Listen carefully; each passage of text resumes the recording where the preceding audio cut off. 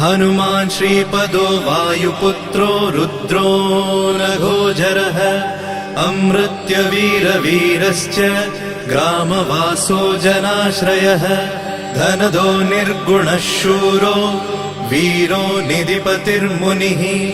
पिङ्गाक्षो वरदो वाग्मी सीताशोकविनाशकः शिवः शर्वः परो व्यक्तो व्यक्ताव्यक्तो धराधरः पिङ्गकेशः पिङ्गरोमा श्रुतिगम्यः सनातनः अनादिर्भगवान् देवो विश्वहेतुर्जनाश्रयः आरोग्यकर्ता विश्वेशो विश्वनाथो हरीश्वरः भर्गो रामो रामभक्तः कल्याणप्रकृतिस्थिरः